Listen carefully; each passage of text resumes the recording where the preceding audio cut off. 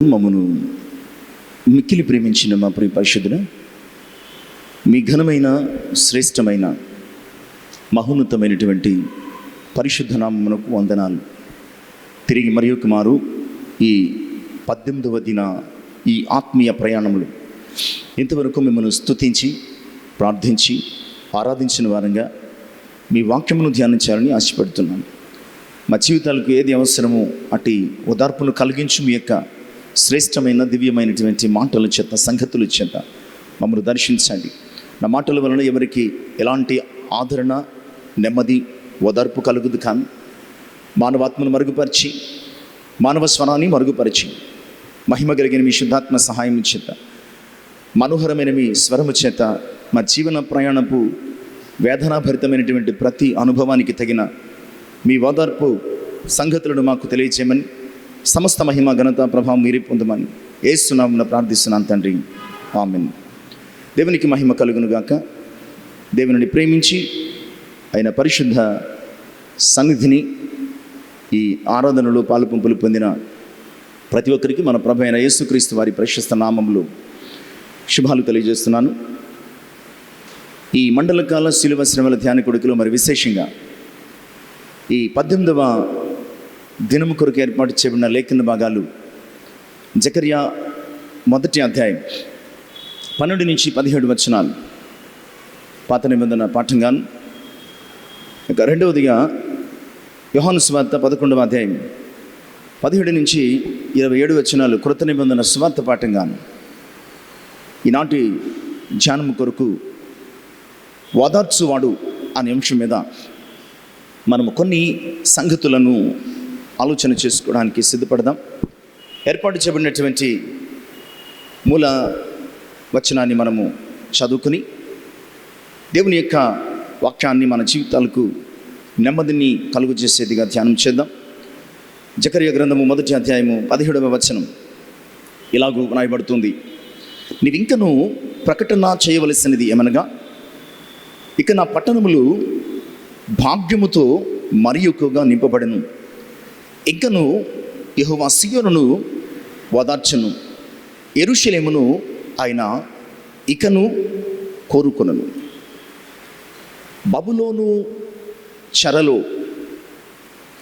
70 సంవత్సరములు బానిసత్వపు అనుభవాలను కలిగి జీవిస్తూ ఉన్నటువంటి దేవుని ప్రజలైనటువంటి యూదా వారితో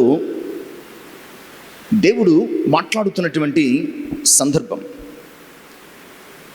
ఈ 1వ అధ్యాయము 12వ వచనంలో మనము క్రమముగా చదవడము ప్రయత్నం చేస్తే ఈ మాటలు చెప్పడంలో కలిగినటువంటి ఉద్దేశం మనకి అర్థమవుతుంది.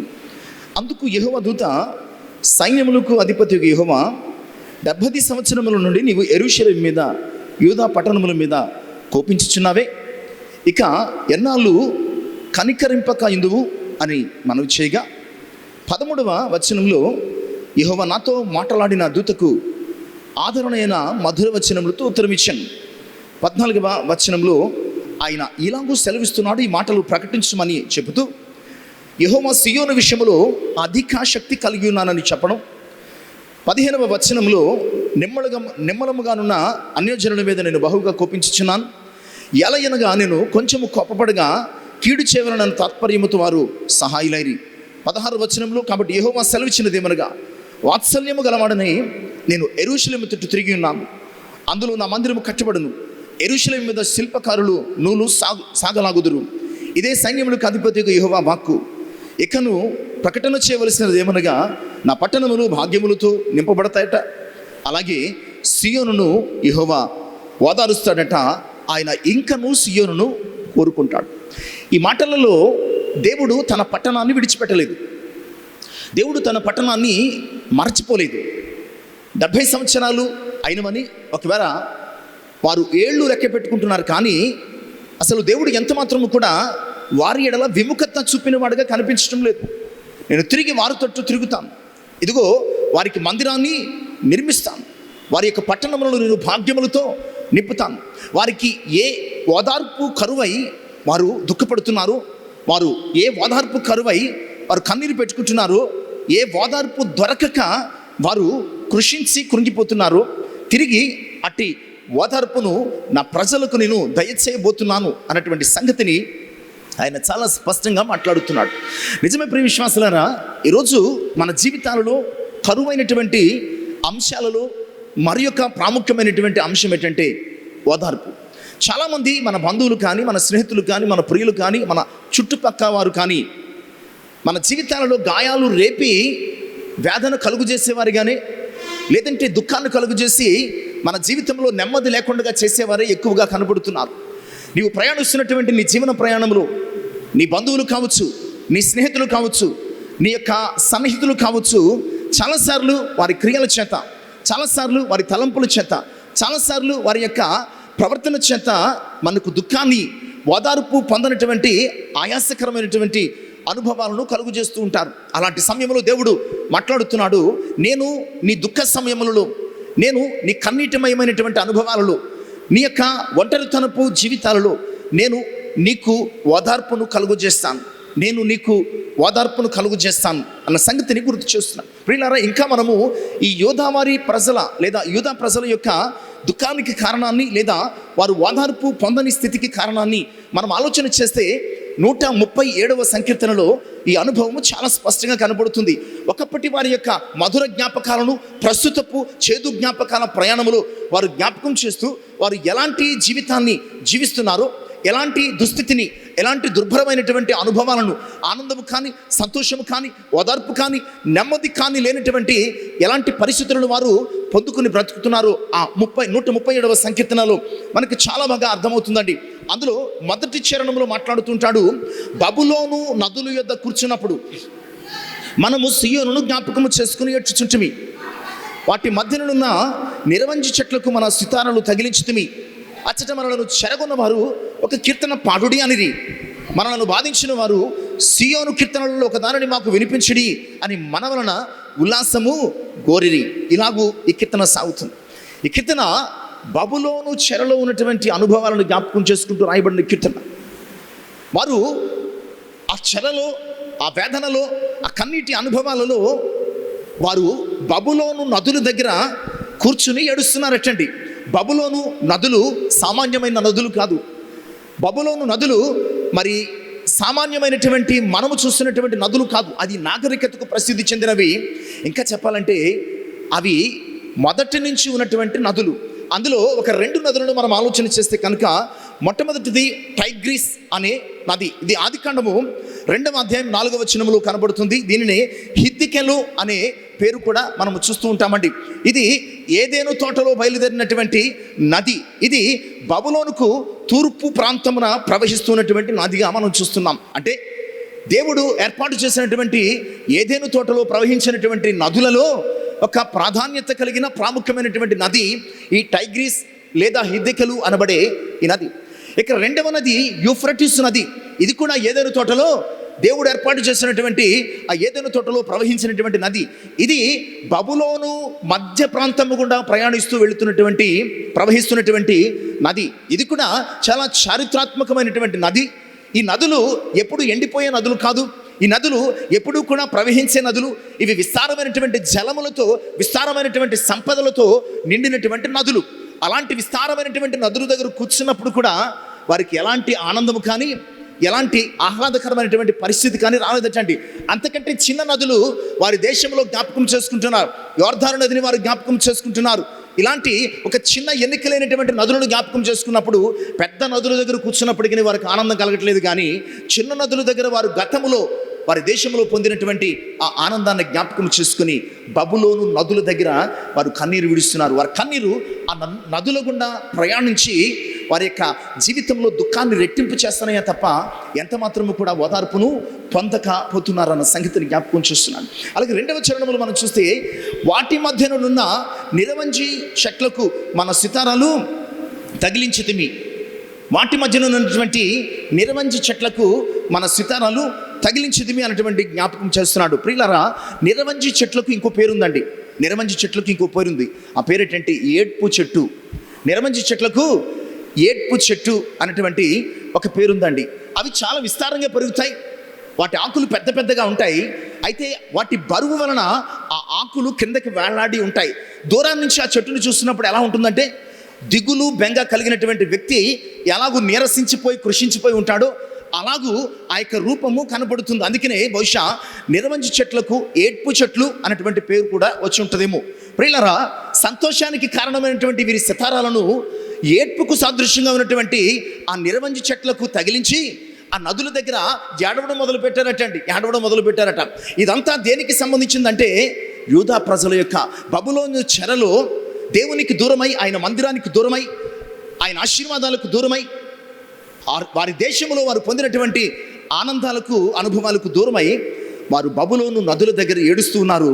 వారి ఆనందపు సితారాలను ఏడ్పు చెట్లకు తగిలించి వారు కృంగిపోతూ కృషించిపోతున్నటువంటి అనుభవాలను జ్ఞాపకం చేస్తున్నారు. నిజమే ప్రియులారా, చాలాసార్లు చాలా ఆనందంగా ఉన్నటువంటి ప్రదేశంలో మన మొక్కలమే ఏడుస్తూ ఓదార్పు పొందని వారంగా కనబడుతూ ఉంటాం. ప్రపంచమంతా ఆనందంగా కనబడుతుంది, మన మొక్కరమే ఓదార్పు లేనటువంటి ఆవేదనతో దుఃఖంతో ఉన్నట్టుంటాం. మన ప్రక్కన ఉన్నవారందరూ కూడా సంతోషంగా కనపడుతూ ఉంటారు. మన హృదయంలో ఉన్నటువంటి ఏదో ఒక దుఃఖము మనల్ని కుదురు లేనివ్వకుండా, నెమ్మది కలుగునివ్వకుండా మనల్ని తొందర పెడుతూనే ఉంటుందండి. ఇదే అనుభవము ఆనాడు బబులోను చెరలో ఉన్నటువంటి యూదా ప్రజలకు, దేవుని ప్రజలకు కలిగి ఉండడము మనము చూస్తున్నాం. ఈరోజు అలాంటి అనుభవాలు కలిగినటువంటి మనకు, ఆనాటి ఆ ప్రజలకు కూడా దేవుని యొక్క వాక్యమే సెలవిస్తుందంటే, నేను వారిని ఓదారుస్తాను. నిజమే ప్రియులారా, మన దేవుడు ఓదార్చేవాడు, మనకి నెమ్మదినిచ్చేవాడు. మన దేవుడు మనకు ఊరటను కలుగు చేసేవాడు. మన దేవుడు మనకు నిమ్మలమైనటువంటి స్థితిని కలుగు చేసేవాడు. మన దేవుడు మనకు ధైర్యాన్ని, బలమును, తిరిగి సంతోషాన్ని అనుగ్రహించే దేవునిగా వాక్యము ద్వారా జ్ఞాపకం చేస్తున్నాను.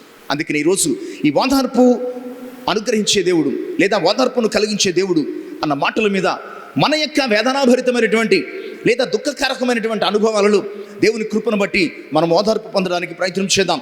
యెషయా గ్రంథం 35వ అధ్యాయం, యెషయా గ్రంథము 35వ అధ్యాయము 9వ వచనాన్ని చదువుకుందామండి. 9వ వచనాన్ని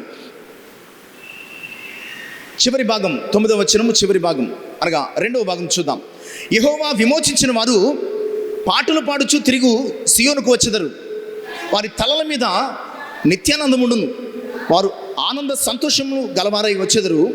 దుఃఖమును నిట్టూర్పును ఎగిరి. ఇది కూడా ఆ అనుభవాన్ని జ్ఞాపకం చేసే కీర్తనే.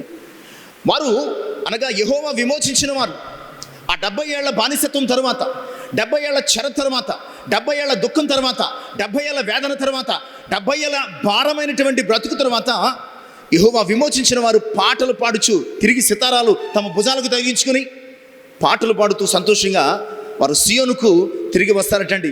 వారి తలల మీద నిత్యానందం ఉంటుందటండి. వారు ఆనంద సంతోషములు గలవారు వస్తారటండి. దేవుడు వారి జీవితంలో ఉన్నటువంటి దుఃఖాన్ని, నిట్టూర్పును పారద్రోలతాడు అన్న సంగతిని వాక్యానుసారంగా గుర్తు చేస్తున్నాం. అలాగే యెషయా గ్రంథంలోని 61వ అధ్యాయం మొదటి 4 వచనాల భాగం, 61వ అధ్యాయం మొదటి 4 వచనాల భాగాన్ని మనం చూస్తే, ప్రభువగు యెహోవా ఆత్మ నా మీదికి వచ్చినది, దీనులకు స్వార్థమానము ప్రకటించుటకు యెహోవా నన్ను అభిషేకించును, నలిగిన హృదయము గల వారిని దృఢపరచుటకును, చెరలో ఉన్న వారికి విడుదలను, బంధింపబడిన వారికి విముక్తిని ప్రకటించుటకును, యెహోవా హితవత్సరము మన దేవుని ప్రతిదండన దినమును ప్రకటించుటకును, దుఃఖక్రాంతులందరినీ ఓదార్చుటకును, సీయోనులో దుఃఖించిన వారికి ఉల్లాస వస్త్రములు ధరింపచేటుకును, బూడిదకు ప్రతిగా పూదండను, దుఃఖమునకు ప్రతిగా ఆనందదళమును, భారభరితమైన ఆత్మకు ప్రతిగా స్తుతి వస్త్రమును వారికిచ్చుటకు ఆయన నన్ను పంపి ఉన్నాడు. ఆయన మనలను ఓదార్చుటకు తన ప్రియకుమారుని పంపించాడు.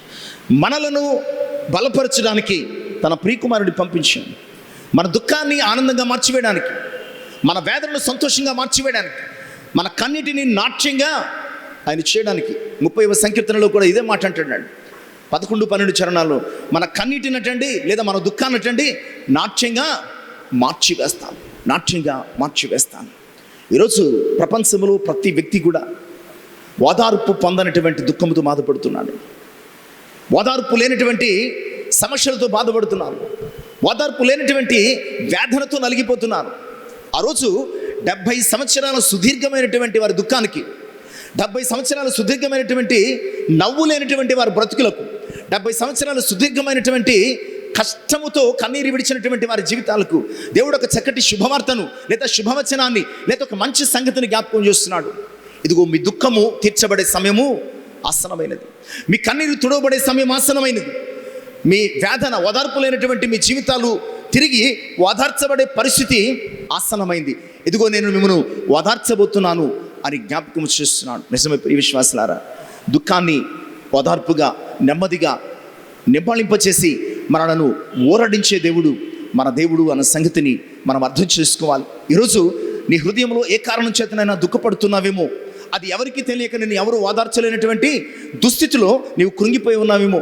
నీ దుఃఖానికి కారణాన్ని ఆయన మార్చివేసి నిన్ను ఆనంద సంతోషములతో ఆయన నిన్ను నింపివేస్తారు అన్న సంగతిని వాక్యములో మనకి స్పష్టంగా రాయించాడు. కనుక ఈరోజు ఈ మాటలు వింటున్నటువంటి ప్రియులారా, దుఃఖ కారణమైనటువంటి అనుభవాలతో ఓదార్పు పొందలేనటువంటి సంగతులతో నలిగిపోతున్నటువంటి నిన్ను నన్ను ఆయన ఎలా ఓదారుస్తాడు మనం కొన్ని అంశాల ద్వారా ఆలోచన చేసి తెలుసుకోవడానికి సిద్ధపడదాం.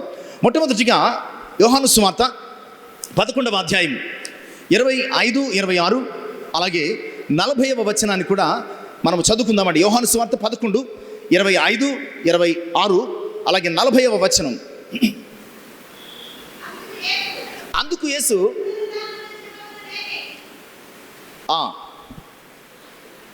25, 26, 40 వచనాలు చదవండి. నా యందు విశ్వాసం ఉంచువాడు చనిపోయినను బ్రతుకును, బ్రతికి నా యందు విశ్వాసం ఉంచు ప్రతివాడు ఎన్నటికి నీ చనిపోడు. ఈ మాట నమ్ముచున్నావని ఆమెను అడిగాను. అలాగే 40వ వచనం కూడా చదువుకుందామండి. అందుకు యేసు నీవు నమ్మిన యెడల దేవుని మహిమను చూతుమని నేను నీతో చెప్పలేదా అని ఆమెతో అనను. ఈ మాటలు యేసుక్రీస్తు ప్రభువారు ఎవరితో పలుకుతున్నారంటే, మొదట మార్తతో పలుకుతున్నారు, రెండవదిగా మరియతో పలుకుతున్నారు. ఇలా పలకడానికి, ఇలా మాట్లాడడానికి కారణం ఏంటంటే వారు దుఃఖంలో ఉన్నారు. వారి దుఃఖానికి కారణం ఏంటంటే వారి సహోదరుడు చనిపోయాడు. ఈరోజు మన ప్రియులను ఎవరినైనా పోగొట్టుకుంటే మనల్ని ఆదరించడానికి ఓదార్చడానికి చాలామంది వస్తారు. చాలామంది వచ్చి ధైర్యం చెప్తూ ఉంటారు, ఆదరిస్తారు, ఓదారుస్తారు, చెప్తారు, వెళ్ళిపోతారు. మన దుఃఖం ఆగుతుందా? మనం ఓదార్పు పొందుతామా? మనకు నెమ్మది కలుగుతుందా? యేసుక్రీస్తు రాక పూర్వం వరకు కూడా, అనగా లాజరు చనిపోయాడు, జబ్బుతో ఉన్నాడన్న సంగతి తెలిసి ఆయన 4 దినాలు ఆలస్యంగా వచ్చారు. అప్పటికి లాజరు చనిపోయాడు. లాజరు చనిపోయిన దుఃఖంలో కుటుంబం ఉంటుండగా యేసుక్రీస్తు కంటే ముందుగా చాలామంది వచ్చారండి. మనము ఆ యోహాను సువార్త 11వ అధ్యాయంలోనే 19వ వచనాన్ని మనం చూస్తే కనుక, గనుక యూదులలో అనేకులు వారి సహోదరుని గురించి మార్తను మరియను ఓదార్చుటకై వారి యొద్దకు వచ్చారటండి. మార్తను మరియను ఓదార్చడానికి. ఎందుకంటే మరియ మార్తలు దుఃఖంతో ఉన్నారు, సహోదరుని పోగొట్టుకుని వేదనతో వారు ఉన్నారు. అలాంటి దుఃఖంలో వారికి తోచిన మాటల చేత, వారికి తోచిన ఆదరణకరమైనటువంటి సంగతుల చేత వారిని ఓదార్చడానికి చాలామంది వచ్చారండి. చాలామంది వచ్చినప్పటికీ యేసుక్రీస్తు ప్రభు వారు వచ్చే వరకు వారు ఏం చేస్తున్నారో తెలుసా అండి? ఏడుస్తూనే ఉన్నారు. మార్త దగ్గరికి వెళ్ళేటప్పటికి ఏడుస్తూ కూర్చుంది. ఆమెను ఓదార్చి ప్రభు మరి దగ్గరికి వెళ్ళేసరికి మరి కూడా ఏడుస్తూ కూర్చుంది. ఈ లోకంలో మనము జ్ఞాపకం చేసుకోవాల్సిన విషయం, మన దుఃఖానికి కారణమైనటువంటి అనుభవాలలో ఏ మానవుడు మనల్ని ఓదార్చలేడు. లేదంటే అక్కడ యేసుక్రీస్తు ప్రభు అవసరము ఉండేది కాదు. నిజంగా మనిషే ఒక మనిషిని ఓదార్చగలిగితే, ఒక మనిషి యొక్క జీవితంలో దుఃఖానికి కారణమైనటువంటి అనుభవాలను సరిచేయగలిగితే ఇక రక్షకుడు మనకు అవసరము లేదు. ఇక్కడ చాలామంది వచ్చి ఆమెను ఓదారుస్తున్నారు, లేదా ఆ యొక్క అక్కలను ఓదారుస్తున్నారు. వారు ఏడుస్తున్నారు తప్ప ఓదార్పు పొందటం లేదు. ఒక్కసారి ప్రభువును చూడగానే ఏడుస్తున్న మరియ ఏం చేశారండి? లేచి ప్రభు దగ్గరికి వచ్చాను. ప్రభు నీవు ఇక్కడ ఉంటే నా సహోదరుడు సావకుడు. ప్రభు చెప్తున్నాడు, పునరుద్ధానమును జీవమును నేనే. ఒక చక్కటి పునరుద్ధాన బలమునిచ్చే ఓదార్పు కలిగించు మాట, పునరుద్ధాన సంగతులను తెలియజేసే ఆదరణకరమైన మాట యేసుక్రీస్తు ప్రభు వారు మాటతో మాట్లాడుతున్నారు. తర్వాత మరియ దగ్గరికి వెళ్ళి, నీవు నమ్మిన యెడల దేవుని మహిమను చూస్తావు. ఇవి దుఃఖానికి ముగింపు పలికే పునరుద్ధాన సంగతులు, ఓదార్పును కలిగించు దేవుని యొక్క సత్యవంతమైనటువంటి మాటలు. అలా చెప్పి ఆయన మాటలు చెప్పి ఊరుకోలేదు, కానీ ఆ సమాధి దగ్గరికి వెళ్ళి ఆ రాయి పొర్లించి మరి చెప్పి లాజరు బయటకు రమ్మని లాజరును బయటకు పిలిపించి కట్లు విప్పి పోనీడని చెప్పాడు. ఈ మాట మనం జ్ఞాపకం చేసుకోవాల్సిన సాదృశ్యం ఏంటంటే, మనుషులు మాటలతో ఓదారుస్తారు, ఆయన తన కార్యాల చేత నిన్ను ఓదారుస్తాడు. మనుషులు కేవలం ఊరుకోండి, బాధపడకండి, ఇవి సర్వసాధారణంగా వచ్చే శ్రమలు, మరణం అందరికీ సంభవిస్తుంది, వ్యాధి అందరికీ వస్తుంది, జాగ్రత్తగా ధైర్యంగా ఉండండి, మీరు బాధపడకండి, మీరు దుఃఖపడకండి, ఇలా చెప్తూ ఉంటాం. ఈ మాటలు వారి మీద ఎంతవరకు ప్రభావం చూపిస్తాయో తెలియదు, కానీ యేసుక్రీస్తు ప్రభువారు పునరుద్ధానము జీవనం నేనే అని చెప్పడంతో పాటు, నీవు నమ్మితే దేవుని మహిమను చూస్తామని మాట్లాడడంతో పాటు, ఆయన ఆ దుఃఖానికి కారణమైనటువంటి పరిస్థితులను ఆయన ఏం చేస్తాడండి? సరిచేస్తాడు. నీ దుఃఖానికి హేతువును, నీ దుఃఖానికి మూలాన్ని, నీ దుఃఖానికి కారణాన్ని వెతికి ఆ దుఃఖమే లేకుండా నీకు చేయగలిగిన దేవుడు. అసలు దుఃఖమే లేకపోతే నిన్ను ఓదార్చాల్సిన పరిస్థితి నీకు రాదు. అసలు ఏడ్పే లేకపోతే నీకు ఆదరణ అవసరం లేదు. మూలాలను పరిశోధించి, నీ జీవితంలో దుఃఖానికి సంబంధించినటువంటి మూలాలను పరిశోధించి దాన్ని పరిష్కరించి నిన్ను ఓదార్చగలిగిన దేవుడు నేను నమ్ముకున్న దేవుడు. ఎందుకంటే ఆయన పునరుద్ధారుడైనటువంటి ప్రభు, ఆయన మరణాన్ని మహిమగా మార్చగలిగినటువంటి సమర్థుడు, ఆయన మరణాన్ని జయించి తిరిగి లేచినవాడు అన్న సంగతిని వాక్యం ద్వారా జ్ఞాపకం చేస్తున్నాను. కనుక ఈ మాటలు వింటున్న ప్రియులరా, ఈ లోకంలో నీకు ఎవరి దగ్గర ఓదార్పు లభించదు. ఎంతోమంది నీ దగ్గరకు వచ్చి ధైర్యంగా ఉండడని ఓదార్చిన వారు ఆ దుఃఖానికి కారణమైనటువంటి స్థితిని మార్చలేరు. వారి క్రియలు నీ జీవితంలో ఏమాత్రము కూడా ఆదరణను కలుగు చేయలేవు. అదే యేసుక్రీస్తు మాత్రం నీ దుఃఖాన్ని మార్చగలడు, నీ కష్టాన్ని మార్చగలడు, నీ వేదనను తీసివేయగలడు. ఆ దుఃఖము పోయి ఓదార్పు లభించాలంటే నీ పరిస్థితి మారాలి. అలాంటి నీ పరిస్థితిని మార్చగలిగిన ఏకైక వ్యక్తి యేసుక్రీస్తు ప్రభు ఒక్కరే. అందుకని యెషయా గ్రంథం 60వ అధ్యాయంలో 20వ వచనంలో ఈ చక్కని మాట జ్ఞాపకం చేస్తూ ఉంటాడండి. యెషయా 60వ అధ్యాయం 20వ వచనం, నీ సూర్యుడు ఇకను అస్తమించడు, నీ చంద్రుడు క్షీణింపడు,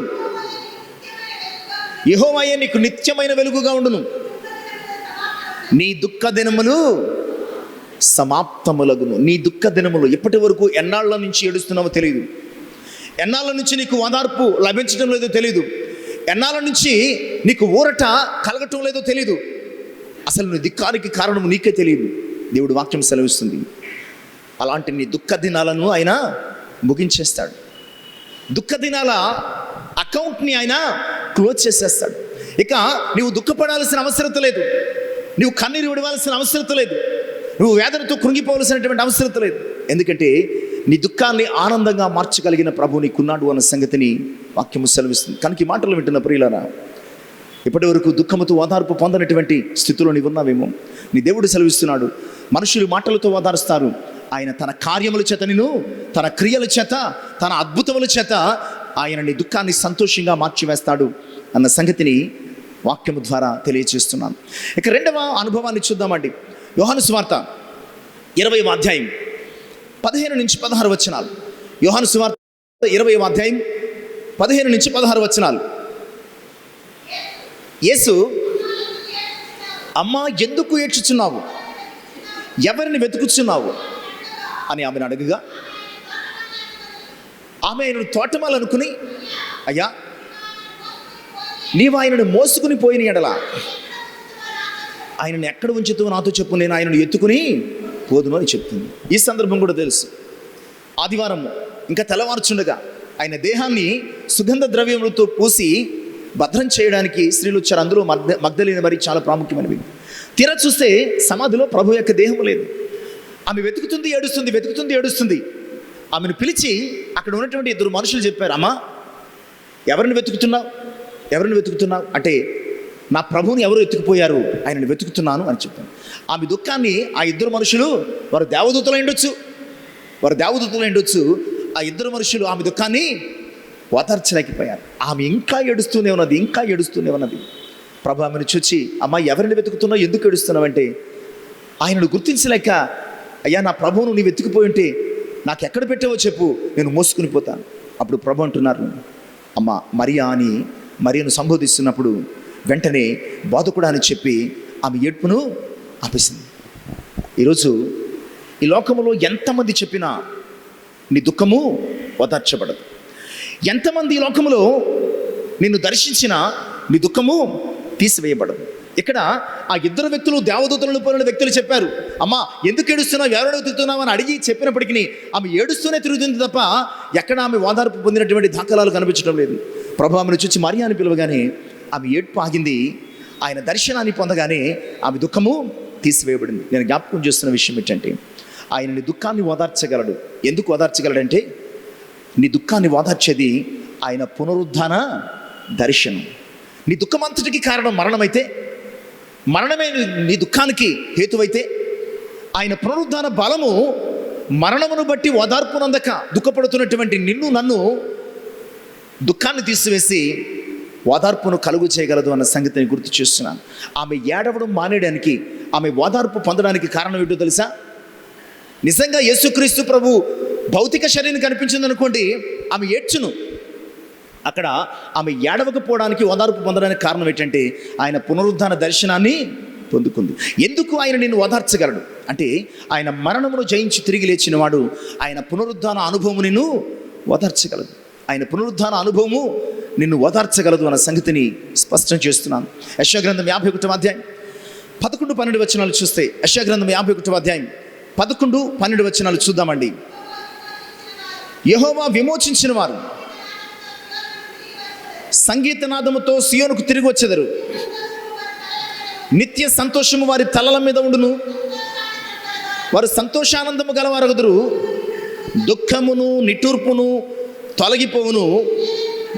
నేనే మిమ్మును ఓదార్చబడు. యెహోవా విమోచించిన వారు, శ్రమ నుంచి విమోచించిన వారు కావచ్చు, కష్టం నుంచి విమోచించిన వారు కావచ్చు, వ్యాధి నుంచి విమోచించబడిన వారు కావచ్చు, లేదా మరణము నుంచి విమోచించబడిన వారు కావచ్చు, నీవు ఉన్నటువంటి బంధకముల నుంచి విమోచించబడిన వారు కావచ్చు. నీవు ఏ స్థితిలో ఉన్నప్పటికీ ఆయన నిన్ను విమోచిస్తాడు. ఆయన చేత విమోచించబడినటువంటి నీవు నేను ఆయన చేత ఓదార్చబడతామన్న సంగతిని నిజమే. ఇక్కడ ఆ దుఃఖ అనుభవం నుంచి మగ్దలేని మరియ విమోచించబడింది.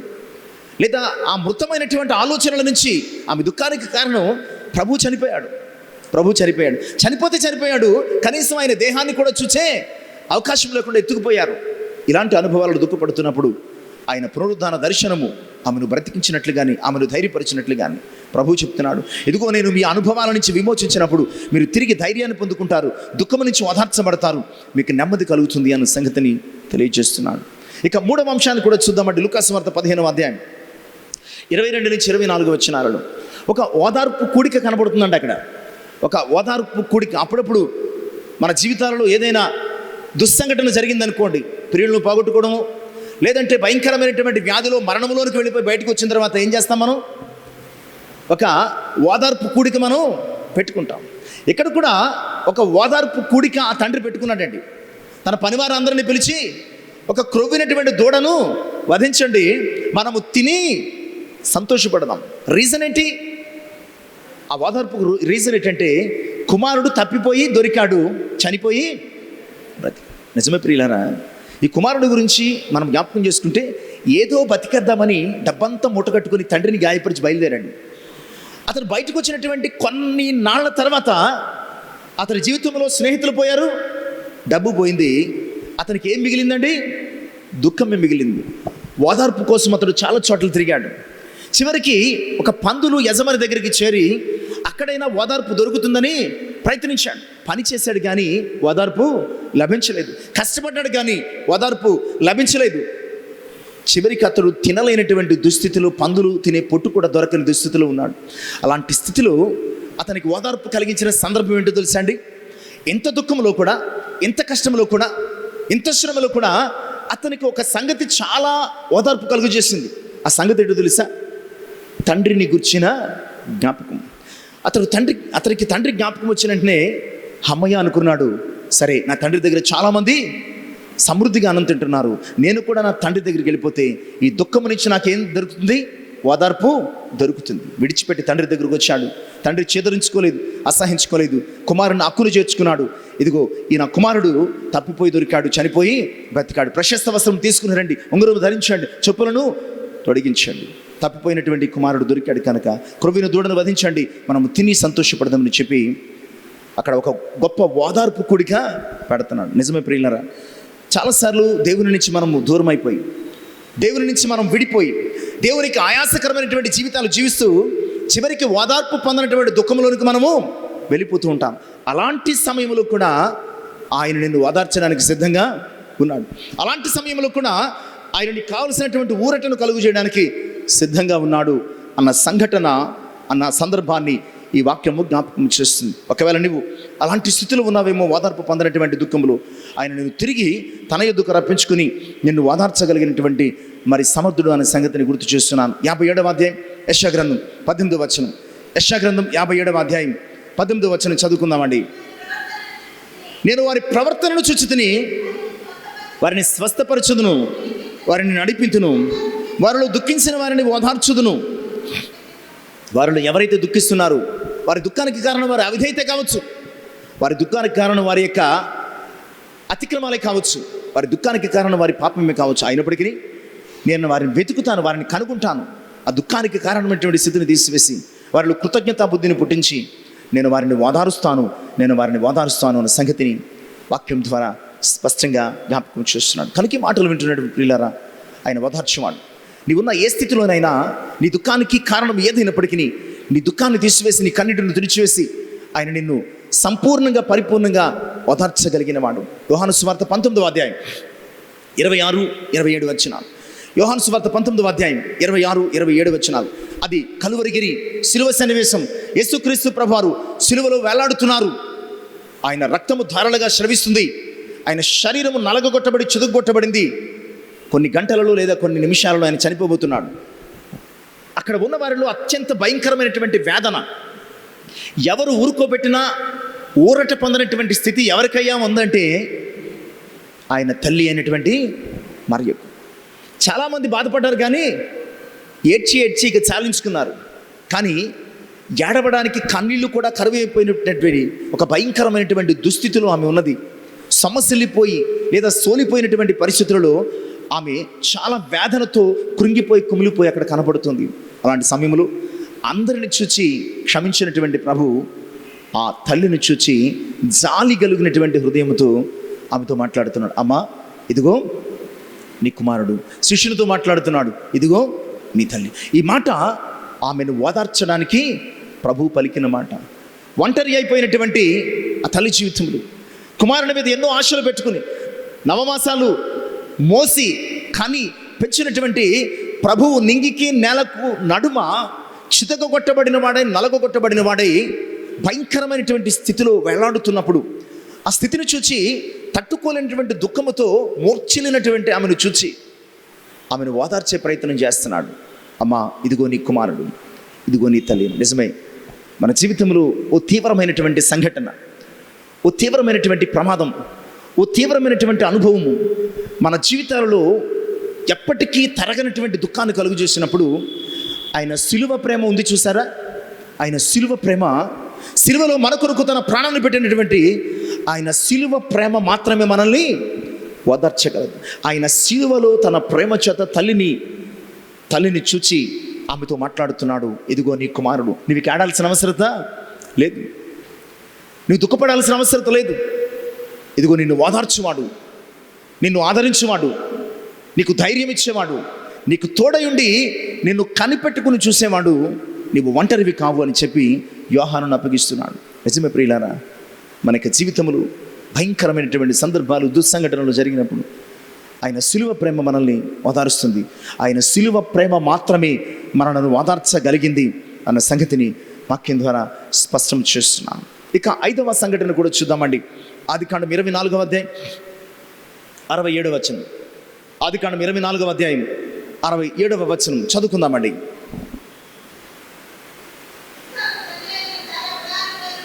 ఇస్సాకు తల్లి అయిన సారా గుడారములోనికి ఆమెను తీసుకుని పోయెను. రిబ్కాను పరిగ్రహింపగా ఆమె అతనికి భార్య ఆయను, అతడు ఆమెను ప్రేమించెను. అప్పుడు ఇస్సాకు తన తల్లి విషయమై దుఃఖ నివారణ పొందెను. ఇక్కడ ఎవరి వలన దుఃఖ నివారణ పొందుతున్నాడండి? ఎవరి వలన ఓదార్చబడుతున్నాడు?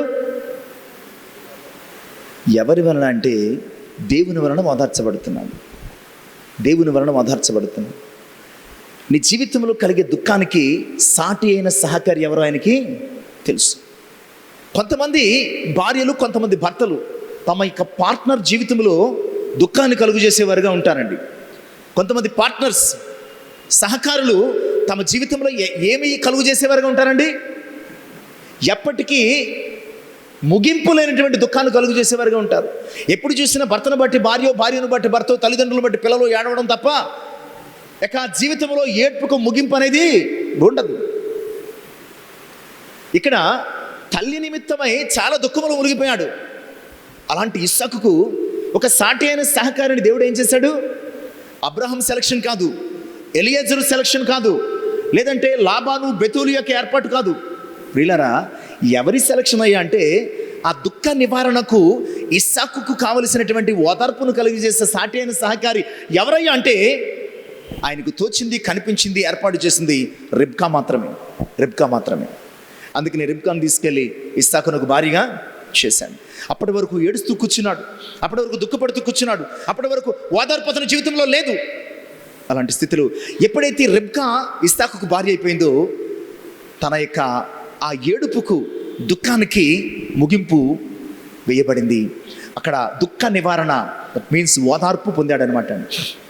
ఇక ఏడుపు ఆగిపోయింది, దుఃఖం ఆగిపోయింది, ఇక వేదన లేదు. తన తల్లి లోటును తన భార్య ద్వారా దేవుడు పూడ్చివేశాడు.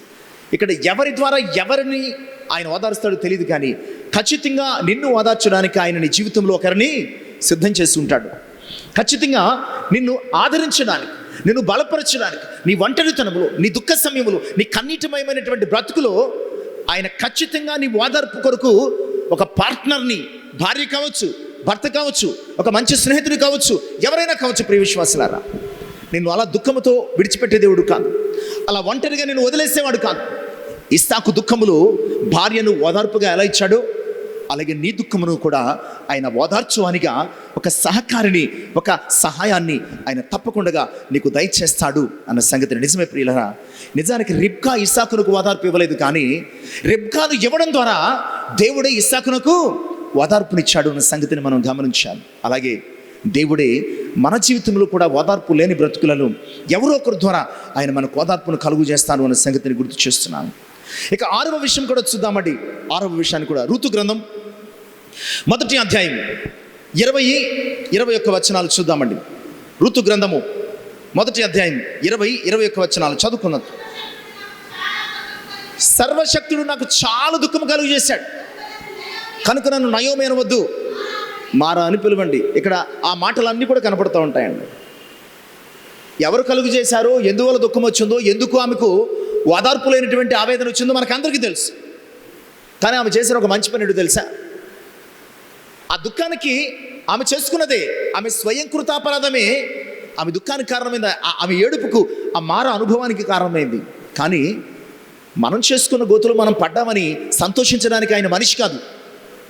బాగా ఏడుస్తున్నాడని ఆనందించడానికి ఆయన మానవ స్వభావం కలిగిన వాడు కాదు. నిజమే, ఆమె పొరపాటు చేసింది, ఆమె చేసిన తప్పిదము ఆమె దుఃఖానికి కారణమైంది. కానీ ఆమె చేసిన ఇంకో మంచి పని ఏంటంటే తిరిగి దేవుని దగ్గరికి ఆమె వచ్చింది, తిరిగి బెత్లెహేమునకు ఆమె వచ్చింది. ఆయన ఎద్దుకు వస్తే కనుక ఎంత దుఃఖములో నీవు వచ్చినప్పటికీ, ఆ దుఃఖానికి కారణము నీ అవిధేయత కావచ్చు, దేవుని విడిచినటువంటి నీ యొక్క అతిక్రమమే కావచ్చు. నీవు ఎంత దుఃఖముతో ఆయన పాదాల దగ్గరికి వచ్చినా ఆ దుఃఖాన్ని ఏం చేస్తాడో తెలుసా అండి? కంప్లీట్గా తీసివేస్తాడు. ఎలా తీసివేస్తాడంటే రూతు గ్రంథం 4వ అధ్యాయం 15-17 వచనాలు మనం చూస్తే కనుక, దేవుడు నిన్ను ప్రేమించి రూతుకు ఓబేదును ఇవ్వడం ద్వారా ఆమెతో అక్కడ ఉన్నటువంటి వ్యక్తులు మాట్లాడుతున్న విషయం ఏంటంటే, నిన్ను ప్రేమించి 7 కుమారుల కంటే ఎక్కువగా ఉన్న నీ కోడలు ఇతరుని కనెను, ఇతడు నీ ప్రాణమును ఓదార్చి నీ ముసలితనమున నీకు పోషకుడదు. అందరినీ పోగొట్టుకుంది, భర్తను పోగొట్టుకుంది, కుమారులను పోగొట్టుకుంది, కోడలను మాత్రం వెంట పెట్టుకుని వచ్చింది. చాలా దుఃఖము, చాలా చేదైనటువంటి అనుభవం, చాలా భయంకరమైనటువంటి స్థితి. ఇక మళ్ళా బాగుపడద్దని అవకాశం లేదు, ఎందుకంటే ఇద్దరికీ భర్తలు లేరు, ఆదరణకరమైన కుమారుడు పుడతారనేటువంటి అవకాశం లేదు. అలాంటి స్థితిలో రూతును జ్ఞాపకం చేసుకుని భోజనిచ్చి వారిద్దరి దాంపత్యాన్ని ఆశీర్వదించి ఓబేదునిచ్చారు. ఓబేదు పుట్టడం ద్వారా రూతుకు బోయజుకు కాదు, కానీ అంతకు మిక్కిలి ఎవరికండి ఆదరణ ఓదార్పు? ఆమెను చూచి అంటున్నారు, ఇదిగో నీ ముసలితనమందు నీకు ఓదార్పును పోషణను కలుగు చేయడానికి దేవుడి కుమారుని ఇచ్చాడు. నిజమే ప్రియులరా, నీ నిస్సహాయతలు, ముసలితనం అంటే బహుశా నీ నిస్సహాయత కావచ్చు, ఏమీ నీవు చేసుకోలేని, నీ దుఃఖాన్ని తీసివేసుకోలేనటువంటి ఒక బలహీనమైనటువంటి అనుభవం కావచ్చు, ఇక బాగు చేసుకోలేనటువంటి నీ యొక్క దుస్థితి కావచ్చు. అలాంటి దుస్థితులు కూడా దేవుడు నిన్ను జ్ఞాపకం చేసుకుని నీకు ఓదార్పు అనుభవాలను, నిన్ను ఆదరించు అనుభవాలను, నిన్ను పోషించు అనుభవాలను నీకు కలుగ చేయగలిగినటువంటి దేవుడు ఆయన ఏదైనా చేస్తాడండి. నీకై నువ్వేమి చేసుకోలేవు, కానీ నీ దుఃఖాన్ని తీసివేసుకోవడానికి నువ్వు ఎలాంటి ఆ పరిస్థితులను నువ్వు క్రియేట్ చేసుకోలేవు, కానీ నిన్ను ఓదార్చడం కొరకు ఆయన కొత్త అనుభవాలను నీ జీవితంలో, కొత్త పరిచయాలను నీ జీవితంలో, కొత్త అంశాలను నీ జీవితంలో ఆయన కలుగు చేసి నీకు కావలసినటువంటి గొప్ప ఓదార్పును అనుగ్రహిస్తాడు అన్న సంగతిని గుర్తు చేస్తున్నాను. కనుక దుఃఖపడుతున్నావా? వేదన చెందుతున్నావా? ఎవరు ఓదార్చలేనటువంటి ఒంటరితనములో నీవు వెక్కిపడుతున్నావా? ఎలా ఉన్నావో తెలియదు, కానీ ఖచ్చితంగా ఆయన ఒక మంచి కంఫర్ట్ ఇస్తున్నాడు. నీకు ఊరటను కలుగు చేస్తాను. నీ దుఃఖానికి కారణమైనటువంటి చెలరేగుతున్నటువంటి సమస్యలను నిమ్మలింపచేసి నేను ఓదార్స్తాను అన్న సత్యాన్ని గుర్తు చేస్తున్నాను. ఇంకొక చివరి విషయాన్ని మనం చూసుకుందామండి, ముగించుకుందాం. ఇంకో చివరి విషయాన్ని, యోబు గ్రంథం 42వ అధ్యాయం 10వ వచనం. ఇక్కడ ఒక ఓదార్పు సందర్భం. యోబు గ్రంథం 42:10. దేవుడు ఎట్టండి యోబు క్షేమస్థితిని మరలా అతనికి కలుగు చేశాడట. అతనికి రెట్టింపు ఆశీర్వాదాన్ని మరలా ఇచ్చాడట. ఇది కలగక పూర్వము అతని జీవితంలో ఏముందో చూస్తే, యోబు గ్రంథం 2వ అధ్యాయము 8వ వచనములో అన్ని పోగొట్టుకున్నాడు. అప్పటికే శరీరంలో ఆరోగ్యం కూడా పోయింది. ఇక ఉన్నది సాటి అయిన సహకారి అయినటువంటి భార్య మాత్రమే. భార్య ఏం చేయాలంటే ఆ భర్తను ఆ స్థితిలో ధైర్యం తెచ్చుకోండి, దేవుడు మనకి ఉన్నాడని ఓదార్చాలి. కానీ ఈమె ఇక మనకేమీ లేదు, ఎందుకు వచ్చింది బతుకు, దేవుణ్ణి దూషించి చచ్చిపో అని చెప్పింది. చాలాసార్లు భర్త జీవితంలో భార్య జీవితంలో భర్త ఇలాంటి ఒక భయంకరమైన పాత్రను పోషిస్తూ ఉంటారు.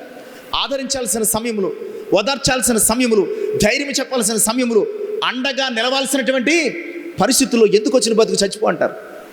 నీతో వేగలేకపోతున్నాం, లేకపోతే నేను భరించలేకపోతున్నాం, ఇలాంటి అనుభవాలు మాట్లాడుతుంటారు. చాలా జీవితాల్లో ఇలాంటి పరిస్థితులు కనబడుతూ ఉంటాయి. యోబుకు కూడా అలాంటి ఒక భార్య ఉంది. అన్నీ పోగొట్టుకున్నాడు, ఓర్చుకుంది. పిల్లలు పోగొట్టుకున్నారు, ఓర్చుకుంది. ఆరోగ్యం పోయింది, ఓర్చుకుంది. చివరికి ఆ దుస్థితిని, ఆ చిల్ల పెంకులతో గోకుంటున్న దుస్థితిని చూచి యోబు దగ్గరికి వచ్చింది. ఇక ఈ వ్యక్తి వలన నాకు ఎలాంటి ప్రయోజనము లేదు, ఉన్న ఆస్తులు కూడా పోయాయి, ఏదైనా దారి చూసుకుంటే బెటరు. దారి చూడడానికి ఉన్నాడు, బతుకున్నాడు కదా, ధర్మశాస్త్ర ప్రకారం అది కుదరదు. కనుక వీడు పోతే నేను ఏదో నుయ్యోగొయ్యో చూసుకోవచ్చు అనుకుంది. అందుకని ఇంకెందుకు వచ్చింది చచ్చిపోన్నది. ఇలాంటి అనుభవాలు చాలామంది జీవితాల్లో ఉంటాయి. భార్య వలన కావచ్చు, భర్త వలన కావచ్చు, ఇంకొకరి వలన కావచ్చు. ఆమె అంటుంది చచ్చిపో. నిజానికి ఆదరించాల్సిన సమయంలో భార్య భర్తని దూషిస్తూ చచ్చిపోమందండి. అలాగే యోబు గ్రంథం 21వ అధ్యాయం 34వ వచనం కూడా చూద్దామండి. యోబు గ్రంథం 21వ అధ్యాయం 34వ వచనం.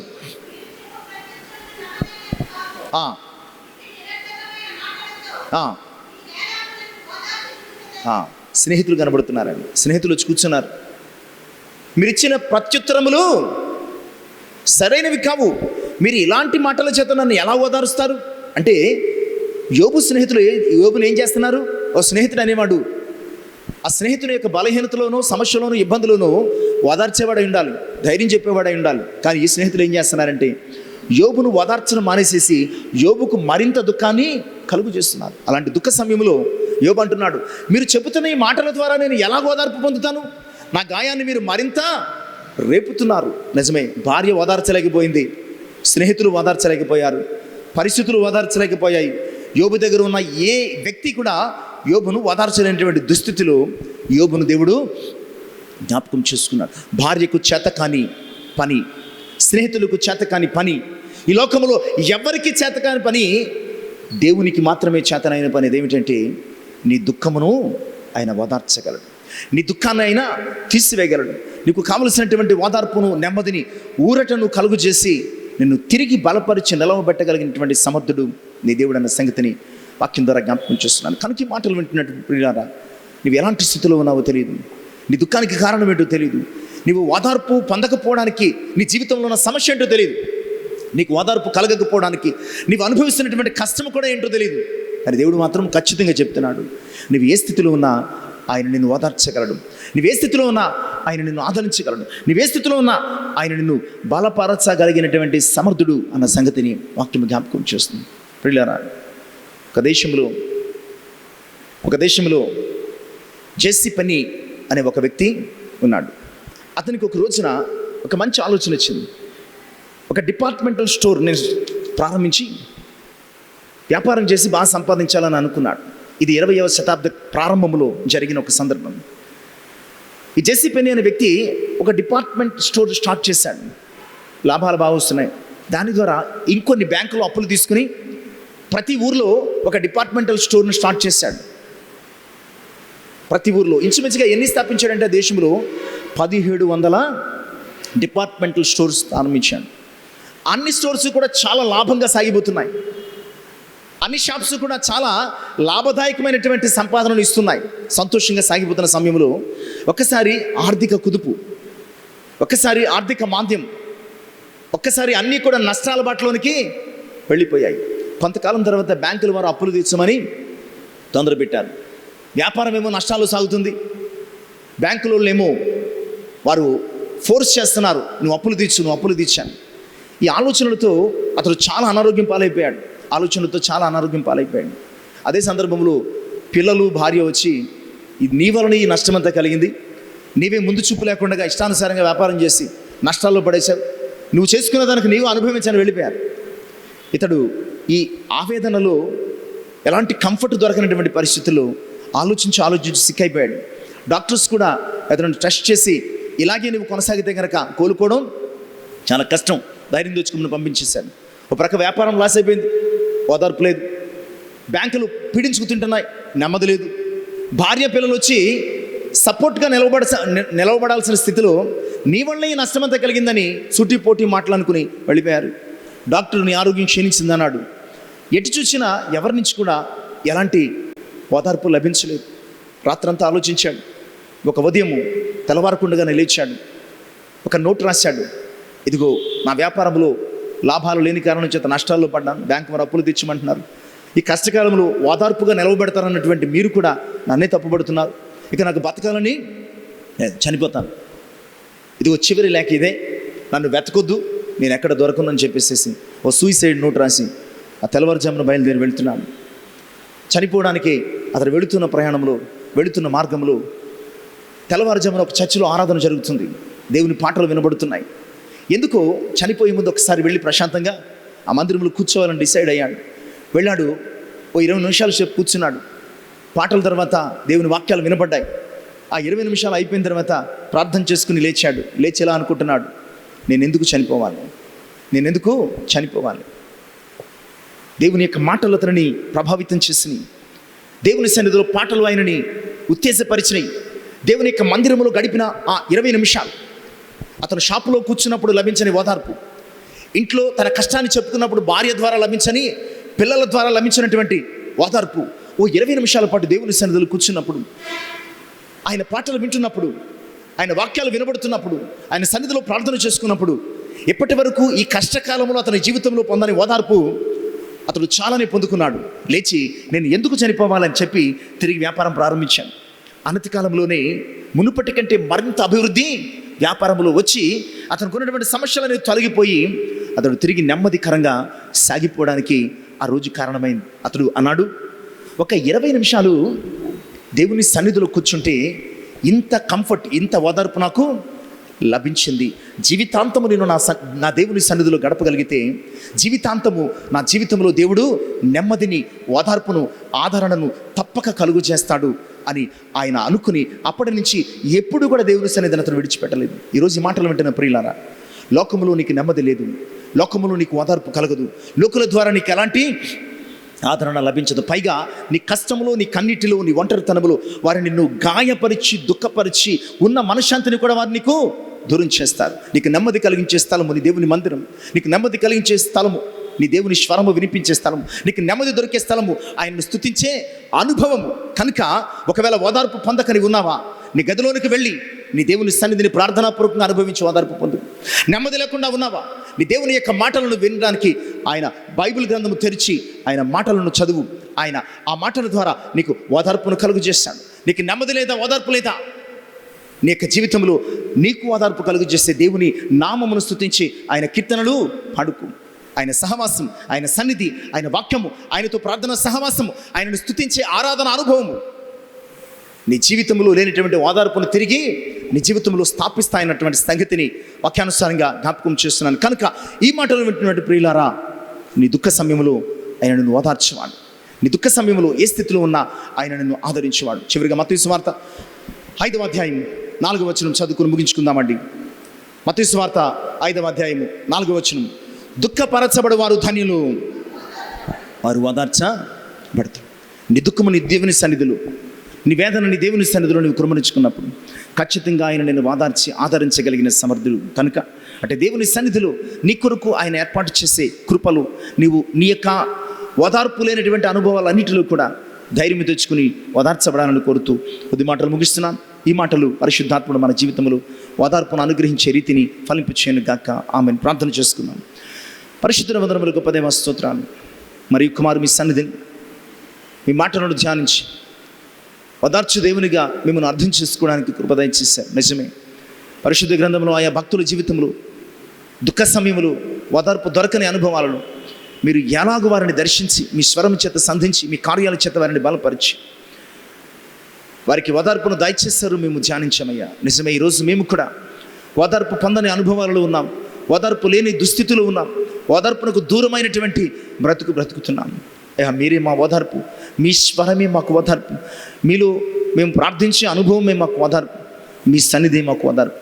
అయ్యా, దుఃఖమును తీసివేసి మీ స్వరము చేత మీ సన్నిధిలో మమ్మల్ని ఓదార్చినందుకు స్తోత్రాలు. ఇటు ఓదార్పు అనుభవంతో మీ సాక్షులుగా ఈ లోకంలో మేము జీవించిపోవడానికి సహాయం చేయమని, సమస్త మహిమ ఘనత ప్రభావం మీరే పొందమని యేసయ్య శ్రేష్టమైన పరిశుద్ధ నామమున ప్రార్థించి వినయపూర్వకంగా అడిగి వేడుకొనిచున్నాను తండ్రి.